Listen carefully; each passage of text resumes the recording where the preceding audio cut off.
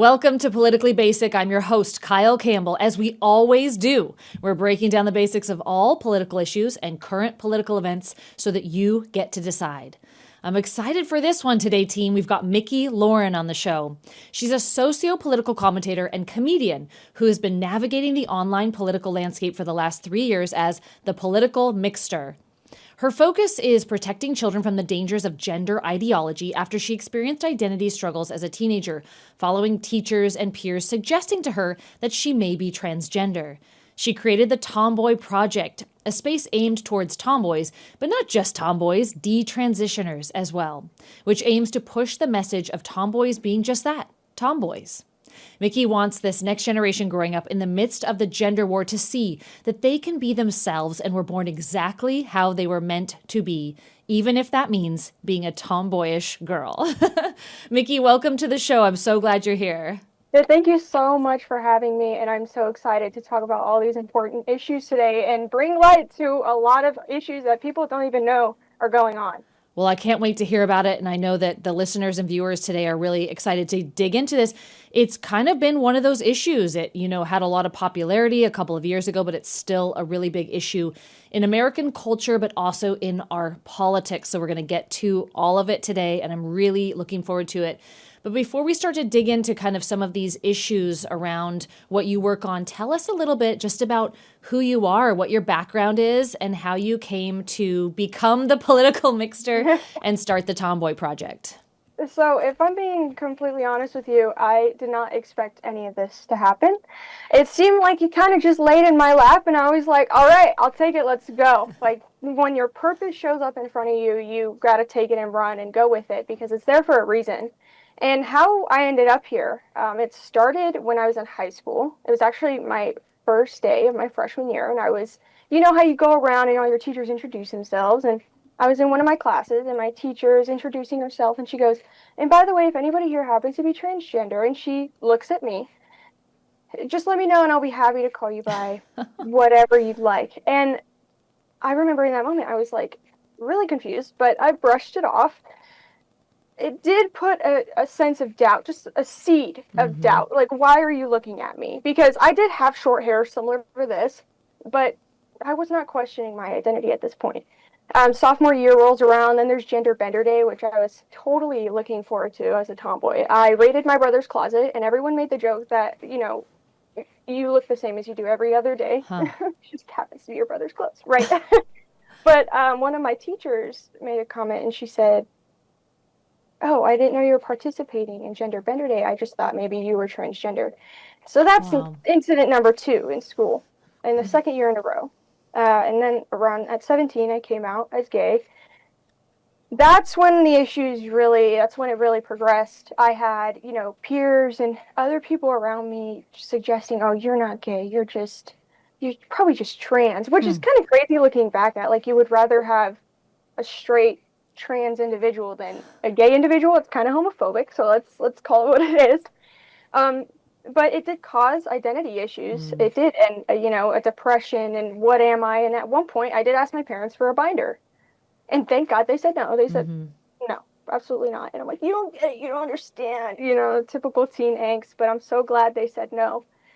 And following that, I started speaking up on social media. In 2023, I joined Gays Against Groomers, and from then on, I started to realize that there is a whole community of people out there who have experienced this. And at first, 2023 to 2024 is pretty taboo. I mean, there are a few people talking about it, but the last year especially, I'm telling you, I get messages. It's sad. It's devastating. I get dozens of messages a day from parents saying, my daughter won't talk to me. She thinks she's a boy. Or even these young girls messaging me saying, I was told I was non-binary. I was told I was transgender. I get so many messages from detransitioners. And it really showed me that, there are so many people out here who are struggling with this and just need to be told that, hey, you don't need to change your body. You don't need to permanently do anything. Just be you and be a tomboy. And so that's where the Tomboy Project came in. That one's also very sentimental because I talked over the idea of the Tomboy Project with my dad, who unfortunately unexpectedly passed on September 18th of this last I'm year so in sorry. 2025. Thank you.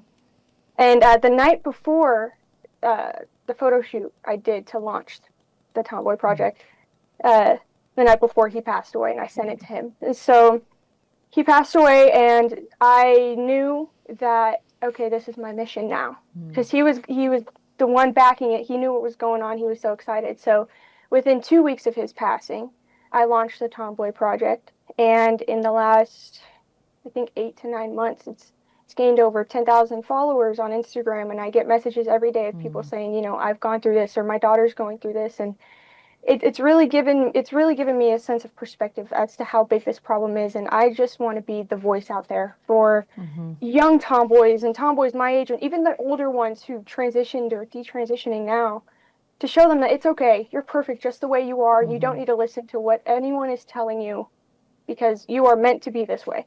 Yeah. Well, I'm so glad that you are speaking up about it. There's so much confusion. Right. And there's so much confusion. And just culturally, but also, we're not getting those messages that you're getting. We're not talking to these kids going through this. And even as parents like myself, when I've got tweens and teens, it's too late when you have a kid come to you and say, I don't know what I am. I'm feeling this certain way, and they have confusion. And the school system or other people in their life have already been in there, maybe grooming, conditioning, kind of filling that space for them. So I think it's something that as a country, we need to get our heads around really quickly and be stabilizing these kids and pouring into them in this way so that they can navigate this. Because certainly, my generation as a millennial, we didn't go through this. When I grew up with a bunch of boys. We just got a lot of brothers, probably a couple too many. And so being the only girl in the family, it was just like, I'm all girl. My mom and I had a wonderful special relationship. We did all the girly things, but I did all the boy stuff. I was a total tomboy. And there was I remember hearing you speak is so funny because I remember a day where I just wanted to wear my brother's clothes to school because I thought it would be cute. It didn't work out really too well. It actually wasn't cute, but that was more to do with, me trying to wear my brother's things that didn't fit me or whatever. But Right. you're a kid. You're trying to figure out what your style is, how you fit in, what your place in the world is. And no one would have ever thought, to say, well, maybe you're actually a boy. It's just wild that these kids have to go through this now. So I'm really grateful to you that you started the Tomboy Project and that you're talking to kids and helping parents through this. It's such a pervasive problem. And we really need to talk about I think it's time in our country that we really delineate between gay and trans. They've been Right. so lumped together. So for somebody approaching you when you're younger and saying, well, maybe you're not what you're telling us you are. Maybe you're not really gay. Maybe you're trans. You don't just make that leap. You're talking about two completely different things. So maybe Miki, tell us about your experience in talking to all these kids and these parents. Is it really that people are just confused about the differences? Or do you think it's just kind of popular now for people to encourage kids to come out as trans? I definitely think it's a trend. It's something it's going on. It's being heavily pushed by social media because we have seen it really take off since 2020. These kids were alone in their houses scrolling through TikTok and scrolling through videos of, oh, I just got top surgery. I just got bottom surgery. I would know because I was one of those kids scrolling through TikTok. I was 17 years old when COVID happened. I was a senior in high school. I would know because I saw it happening right in front of me, and I saw it happening to the people around me, which is really sad. And I think because you mentioned how gay is being lumped in with trans, and there's something going on right now within the gay community, the sane gay community. And we're basically saying we are LGB, they are T. Because LGB is a sexuality. Okay, that's just who we happen to be attracted to. We don't care to make it our personality. We don't care to tell your kids about it. In fact, we hope your kids don't ask about it because that's kind of uncomfortable. We don't want to be put in that situation. The T is a completely different thing. That is an identity. That is how someone presents themselves to the world. Transgender. We are not anywhere lumped in with that. And there is definitely people doing that, and it's causing a lot of confusion. But as for the children nowadays identifying transgender, full quotes for a reason, at this rate, it's because of social media, but it's also because of, like you said, the people around them who are getting to them before the sane people can. I've had people come up to me before. I met a young tomboy recently, within, about a year ago. And she was the daughter of someone I had known. And I met her and I saw her and I said to myself, oh, no, I hope they don't do what I think they're going to do to this girl. She had short hair. She was shy, introverted. She was sweet. She just kept to herself, but she wasn't the girly girl. She wasn't, And I had this feeling as soon as I met her. And I just hoped, I'm like, please don't, please don't. And I get a message from her parent a couple weeks later. My daughter told me she's a boy now. This daughter, 13, 13, 14. The school counselor that she'd been talking to for the last 6th to 8th grade suggested, because she's a teen girl going through puberty who's uncomfortable in her body, which who isn't, that's dealing with some depression and anxiety issues, because who isn't at that age? You're going through hormonal things. That she's transgender, and that's why she's feeling that way. And these outside influences are definitely taking a hold of not only America's children, but children around the world. And we need to get a handle on it, because what people don't realize is we can stop it now, right? Yeah, no more sex changes for kids. That's great. 100%. We should have never done that in the first place, because now what you're going to start seeing is a movement of detransitioners coming out saying, my body's ruined. I can't have children. I'm dealing with so many issues from these drugs they put me on as a kid. And people aren't really seeing now. They're not looking into the future as to what this actually entails and how we're going to have to deal with it. So we really need to curb it as soon as we can. And that is part of my goal here. Well, it's a very needed goal, and what you're doing is so important. I want to follow up what you're saying with a discussion about how this has become a political issue and some of the legislation that's been put forward, especially out here in California. You told me that you used to be in LA, so you're familiar. But California is really leading the way in putting forth a lot of legislation that has to do with this very thing, and with notification really is the issue. Right. And there was just a Supreme Court ruling that, is confirming, hey, you can't do this behind parents' backs in this situation you just described. You cannot, as a school counselor, as a teacher, as someone who is not a parent and does not have custodial authority over a child, you cannot tell them to go through this heavily intense medical procedure and regimen of puberty blockers and medication and start affecting reproductive organs and major body parts without telling a parent. We've had this with abortion in the past, where minors would try to get an abortion without telling and notifying a parent. And this is along those same lines, right?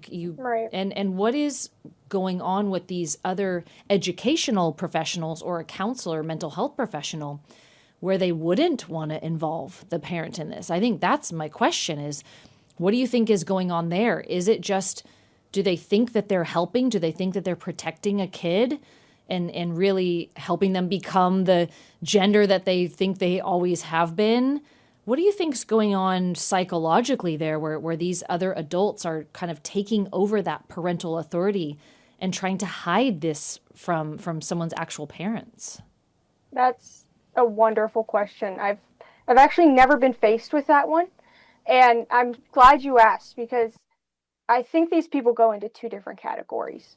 You have category one, people who genuinely believe they're doing the right thing because of the brainwashing and indoctrination they've undergone. You know, most of these people went to public colleges, and I went to a public college at one point, and I was told I was racist for saying that illegal immigration is dangerous because it leads to human trafficking. You know, I know what public institutions teach you.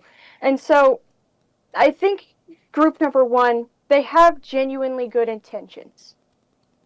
They're going about it all wrong, and they don't actually understand the repercussions of this and what it means and what it entails. And then you have group number two, the genuine predators, for whatever reason.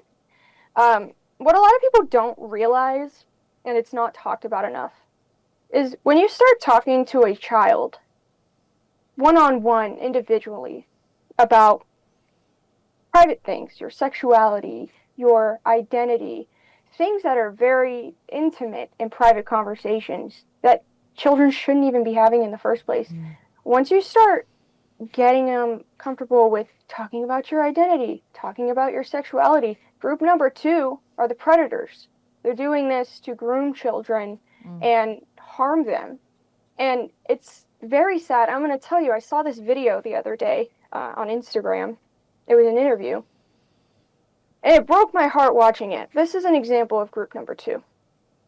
It was an 18-and-a-half-year-old girl who identified as a boy.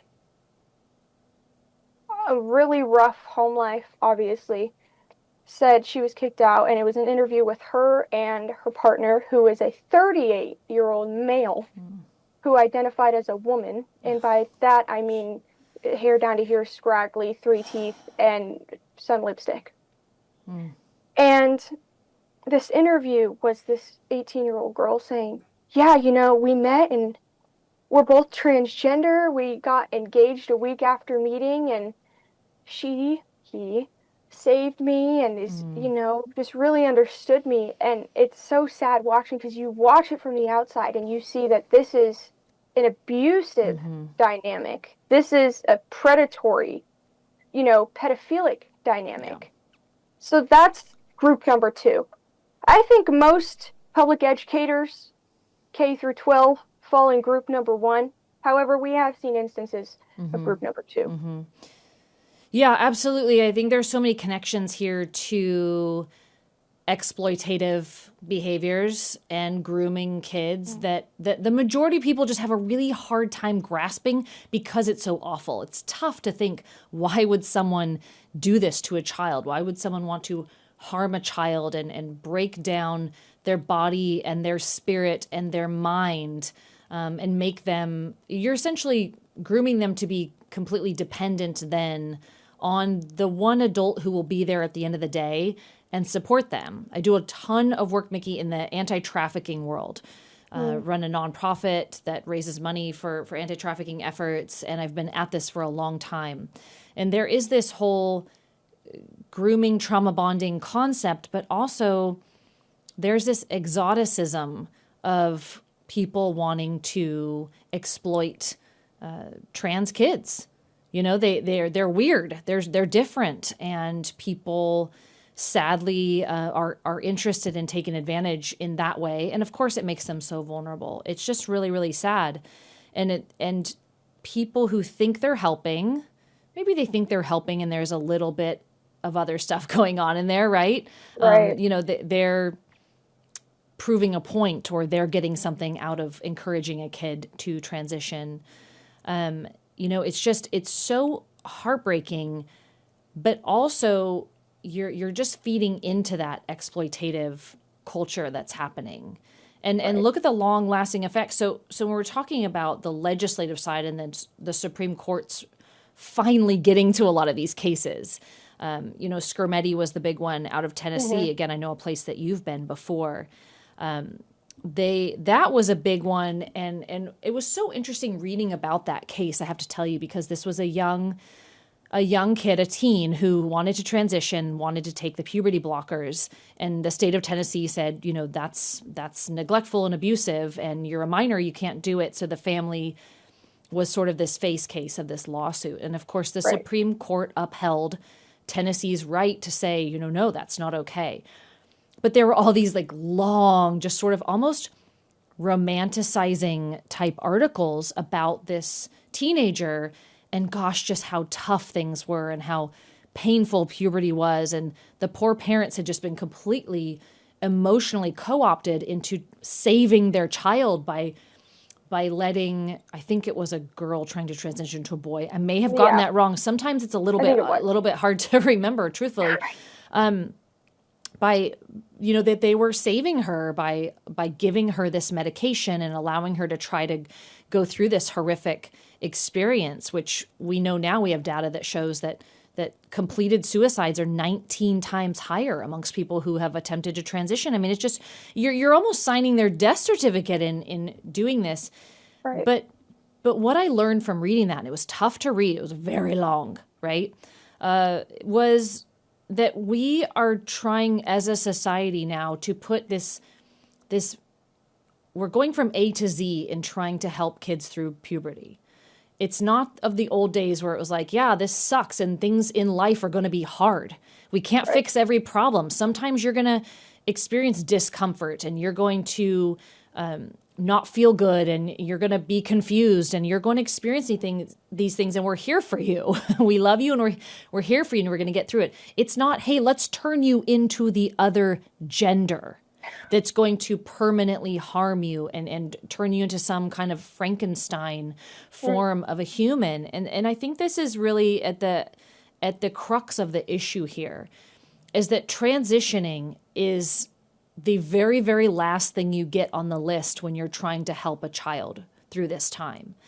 And I'm grateful that the Supreme Court is understanding this. But again, I mean, the way I understand it, each state under our system of federalism here in the United States, every state can make their own laws regarding offering this medication. Do I have that right? Right now, as of right now. And I don't think people understand truly, because a lot of people try to use the argument, well, it's just medication, right? It's just puberty blockers. Like, they can go on it now and they can get off it later and it's reversible. But even these states that are allowing this,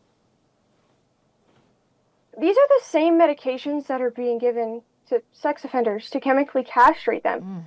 We're seeing reports come out of women who are on Lupron, a puberty blocker, a popular one, who are coming out in the adverse event reports from it saying, you know, spinal disc degeneration, seizures, migraines, suicidal ideations, depression, anxiety.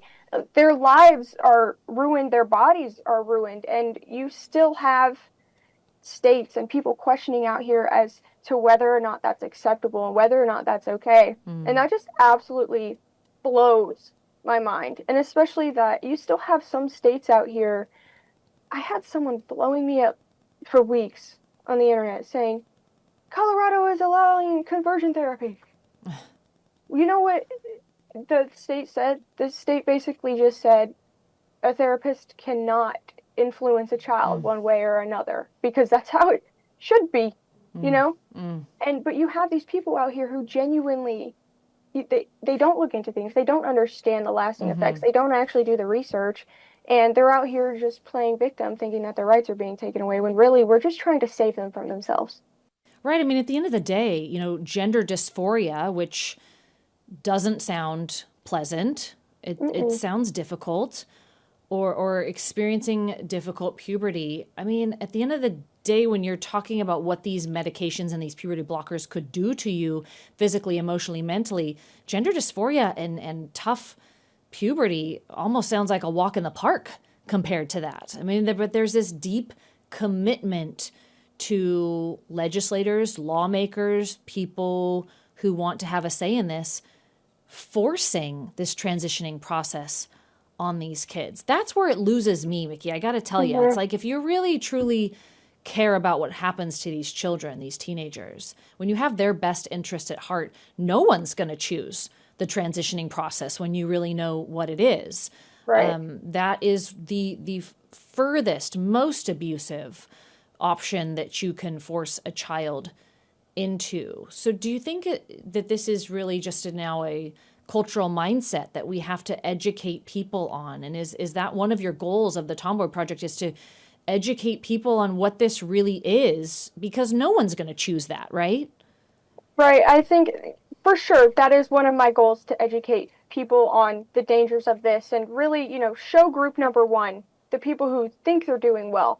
Hey, I understand you're doing well, but let's have a sit down. This is actually what's going on, and this is what it means, and this is what it's going to lead to.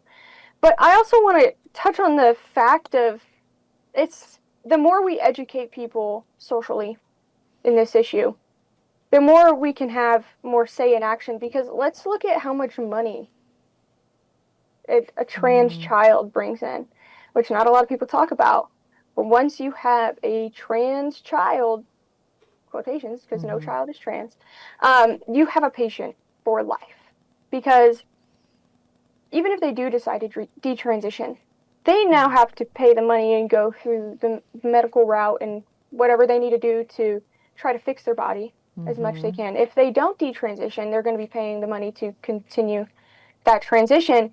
And a lot of people think these surgeries are one and done. People think you get one top surgery, you're done. That's usually not the case. People often need follow-up surgeries, tens of thousands of dollars each time. Bottom surgeries, hundreds of thousands of dollars in the end. It's damaging. But it's basically turning children into lab rats for monetary purposes. Wow.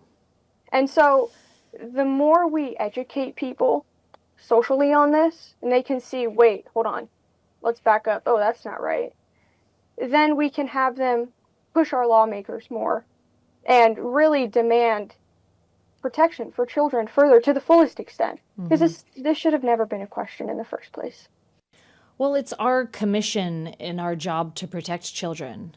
They're minors and under our care for a reason. This isn't the animal world where we wean them and then send them off, when they can walk and you're on your own. No, this is, we're human beings, and we raise our children and care for them and bring them up in the way that they should go. And when they're older, the Bible tells us they won't depart from it.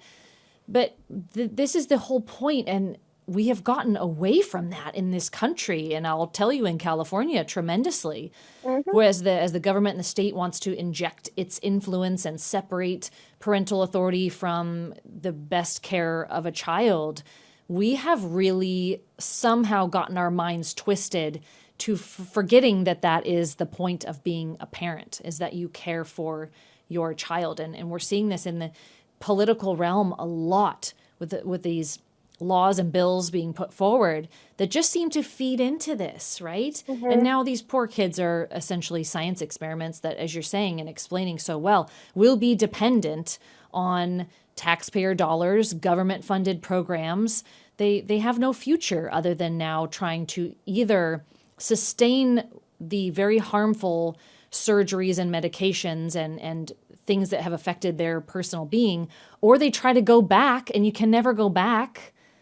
You can't fix it. This isn't a tattoo you get, burned off your body. You cannot reverse course here, and you will always have those lasting ramifications. It's just really, truly, truly heartbreaking. I want to talk also, this is so helpful to talk through all of these issues. Another resource that seems to be lacking here is the mental health resources in the appropriate way. There seem to be plenty of mental health resources that will affirm, right? And they love to use that word, this gender affirming care. They want to affirm the transition. But if that really truly is the point of that resource for gender affirming care, then it should go both ways, right? It should be, you know what, I really do know that I was born in the right body, and I was born a girl, and I really am a girl. I had a moment there, went in the other direction, but I've got it now. And they seem to refuse that. What's going on there? Like I said, I think at that point I think there's two issues here. A lot of these doctors and a lot of these therapists have been told for years and years and years, this is what you have to do. And this is how you have to go about it. And I think now people are starting to see, these professionals are starting to see that that is not 100% the case, and they don't have to go about it that way. And a lot of the people, we're seeing numbers now like never before of people coming out and detransitioning, and I think a lot of these doctors and whatnot at some point are saying, well, I was never taught how to do this, but I was taught how to transition you. I was not taught how to detransition you.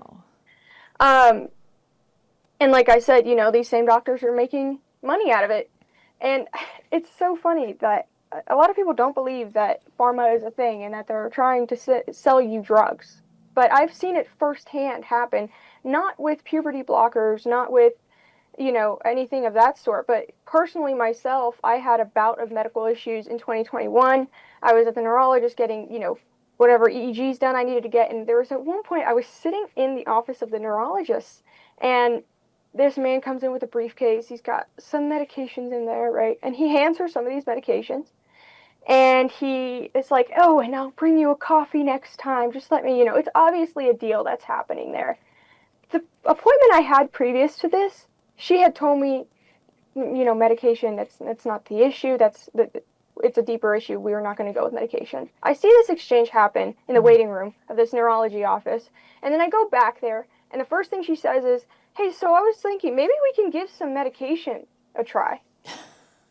And so to say that these doctors are not making money off of giving these drugs to patients is just completely false.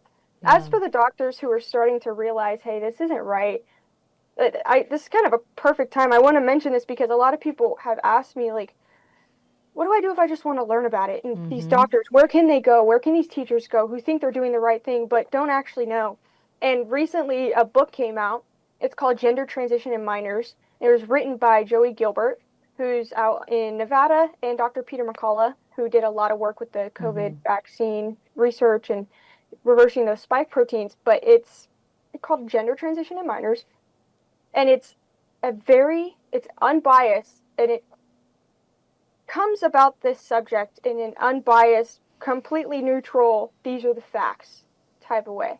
And then it also talks about how to address it, and doctors and physicians and professionals, hey, if you've been told this, read this and see what it's actually doing to your patients and how instead you can help. And if you're thinking you want to transition, read this, because it's going to show you if you do decide to do that, that's fine, but this is what it entails, and make your decision after that. And I think for the first time, that's the first time I've seen something like that actually come out. I think that's a good resource for people who are interested in looking in that area for sure. Oh, absolutely. I'm really glad to hear you talk about that. Our medical community, they work so hard in school. They dedicate so much time and money, and so many of them go into debt for years after getting these degrees and licenses, and they're doing residencies. You get to an issue like this, like a transitioning and removing reproductive organs, and as you call it in this world, top surgery and bottom surgery. It's almost like they forgot all of that training, and that you take an oath to do no harm, and that you have to tread carefully in new territory here. You've got to research, and the COVID vaccine was kind of the same. And right. I had a doctor who I trust implicitly. He really dug into the whole thing. I mean, he spent considerable time just making sure that if he was going to recommend something to patients, that he felt like it was safe. And I know a lot of doctors at the time were financially incentivized to just trust that it was okay and to give the vaccine. And this is kind of in that similar vein, that there were financial incentives for doctors. We know that now, to perform these surgeries. And right. And of course, in the medical world, you have those outlier experiences, right? You do have people who maybe they were born with something extra, or things aren't exactly clear, and there are some things that need to be sorted out medically. So it's not such a far departure. It's not like something completely alien and foreign that they've never done, but it was far enough away that they should have taken the time, done the research that sounds like this book has done to guide them in that. Because it's just awful to hear you say that now these doctors don't know how to reverse course when people are wanting to detransition. And we kind of rushed, right? Rushed to do something that has permanent effects, and now we don't know how to go back. Miki, I want to talk to you about something that's going on out here in California that really has made national headlines recently, even though that we have been hearing about this for quite some time. I take personal issue with this for a number of reasons, but it's this whole case about A.B. Hernandez. I'm sure you've heard it. Yeah. This one really bothers me. You know, on the show, I don't usually offer my personal opinion, but I'm trying to figure out why this one bothers me so much. You know, I ran track and field as a young child all the way through high school. I loved it. It's tremendously challenging, but also, you know, I'm a white girl. I'm a white girl, and I know that when you are doing something so physical, that you just have certain limitations. It's just what it is, right? This is how biology works. We'd run against the black girls, and we would always say, you know, you're going to lose to the black girls, and that's it. They say the same thing. We're going to beat the white girls because it's just how our bodies are built.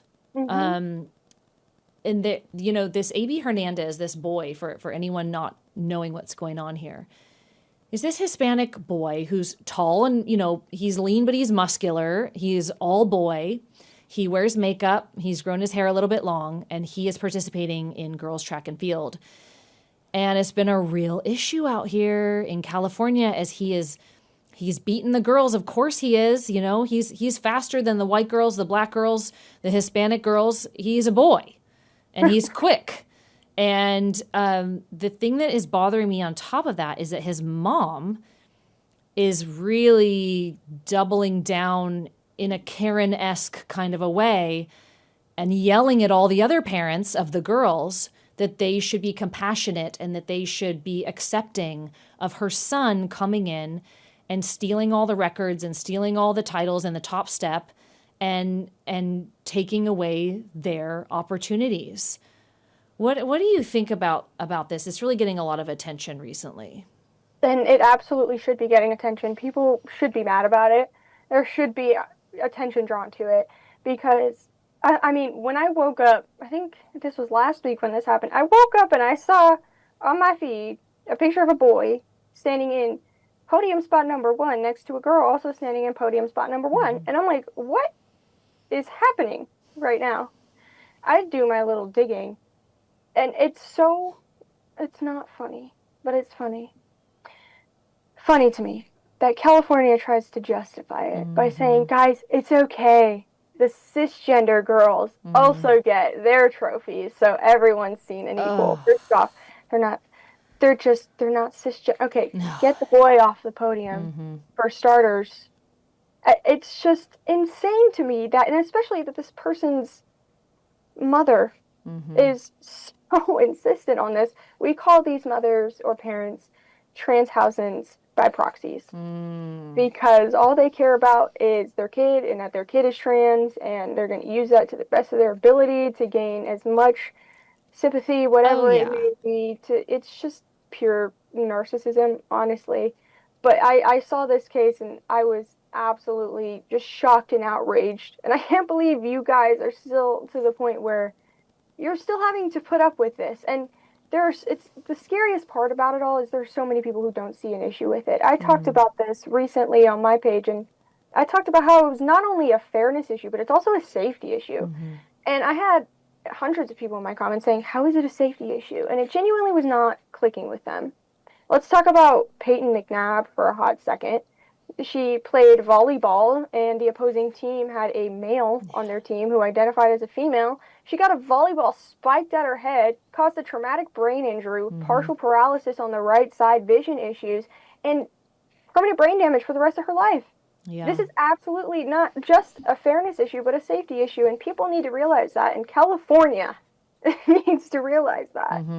Yeah, we've got a sitting governor who says we need more trans kids, and he's not going to touch it. And what we're seeing is now the parents are just getting fed up with this. This kid just keeps showing up.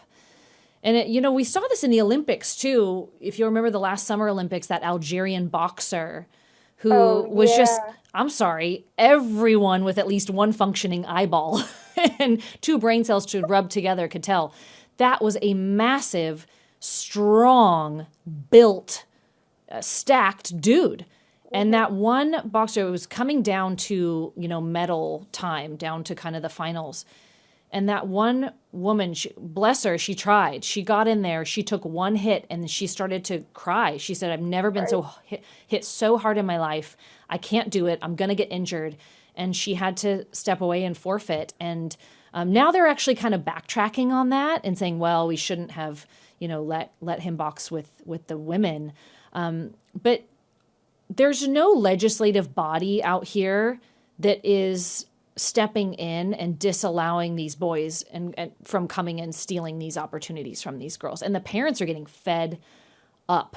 Every time I see that kid on the news again, I'm getting rageful here. I'm going to go but you're right. They want the attention. This is their grift. This is this kid's ticket and his mom's ticket to success, they think. And it's really, really sad that no one knows exactly how to fight it.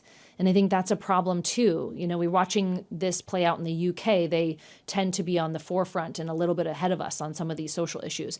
They've kind of gotten through it.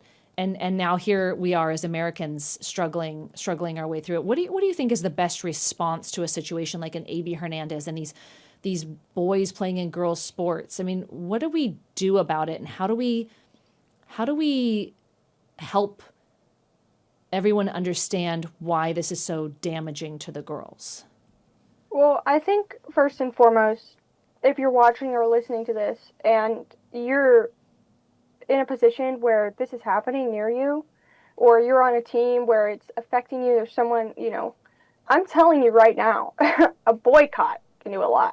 Stop showing up. Mm-hmm. Stop competing against these people. You're enabling them. Every time you compete, and it's unfair to you, it's absolutely unfair to you, but we genuinely are getting to the point where we have to do this and show that, no, we're done. We're putting our foot down. Mm-hmm. Also with that, people need to understand, I know California is going through the election process right now. Who you vote for really matters.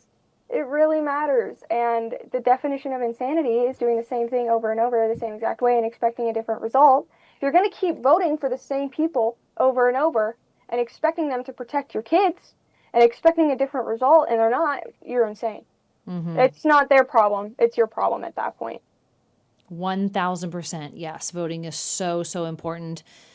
If we get former HHS Secretary Javier Becerra in here, it's just going to get worse. Things will just continue to get worse. It was kind of entertaining to see that this A.B. Hernandez was, I think, participating in the triple jump a couple of weeks ago and came in third. And everyone celebrated. It's like, okay, bro, you can't hang with the boys. Can't even hang with the girls in some of these sports. Part of me wonders if he did it on purpose, just to be like, look, I'm not going to smoke them in every single event. Can't keep up. Yeah. Suck it, A.B. Hernandez. All right. Sorry. I'm just so not a fan. I'm so angry at this kid and his mom. Knock it off. I think, honestly, what it comes down to is a really enabling parent. Yeah. This parent needs to be checked, but also I think old enough to understand, or at least hopefully he would understand what fairness is. Obviously not. But this goes way deeper, and obviously we're getting to the point where if parents aren't going to do it, if parents aren't going to protect your kids, then we need to put laws in place to protect our kids. Yeah, I think that's kind of the general theme here of what I'm hearing you say, and what I absolutely agree with is that this starts at home. If we don't have involved parents paying attention, who understand what their role is in raising children and guiding them in healthy ways, they're going to be gone in a heartbeat. It goes really, really fast. You only have so much time and so many outside influences that these children are exposed to every day that are going to be giving them these confusing messages and sometimes very harmful messages. Parents need to step up more than ever now. And I just think that we need to support that as much as we possibly can. Support other parents, support any parent in helping them to have sometimes uncomfortable, sometimes difficult conversations with your kids. Sometimes you just need to take the phone away. Right. And, just take control of your home and your family once again. Agreed. Well, Agreed. Miki, I've Could not only, agree more. yeah, I've only got you for a couple more minutes. I just want you to leave our audience with kind of some closing thoughts here, just on the best ways that we can be looking at this issue, this very complicated and very confusing issue, just the best as Americans from a cultural standpoint. How should we be navigating through this? Well, first and foremost, I want to say that if you have a niece, daughter, sister, whoever may be out there, who is exhibiting traits of, being a little more masculine, it starts with you. Tell them that they are perfect just the way they are, because you know the truth now. And it becomes partially your responsibility to spread that truth, especially when not spreading it could be so detrimental. Secondly, I think we need to start looking at this as it's not a left or right issue.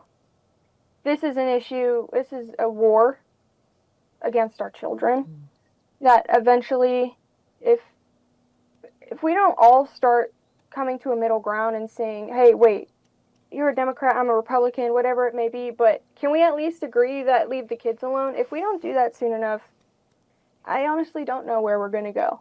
I don't know what it's going to look like, and it's a scary thing to see. And I am scared to see how many people in the next decade come out and say that they are unfortunately a victim of gender ideology. But until then, we need to do our due diligence, and we need to start trying harder to not only protect the tomboys, but we need to protect the girlish boys as well. The little boys who happen to be a little more feminine. Okay, stop telling them they're girls. Start working together. Yeah.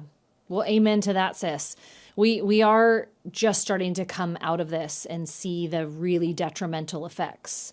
Right. It's really sad and tough, but it doesn't have to be that way, and we can do so much better. I so appreciate you and what you're doing. Where can people find the Tomboy Project, and where can they follow along with your work? The Tomboy Project can be found on Instagram and Facebook, as well as the Political Mixters, also on Instagram and Facebook, YouTube as well. Fantastic. We can't wait to just track with what you're doing. We really support it. You're doing amazing work, and we're just super grateful to you and for you. And thanks for coming on and sharing about all of it with us today. Thank you so much for having me. And thank you all for joining us on this episode of Politically Basic. We're committed to breaking down the basics so that you get to decide. Be sure to check us out at politicallybasic.com and across all socials at Politically Basic so you don't miss an episode, and we will look forward to seeing you next time.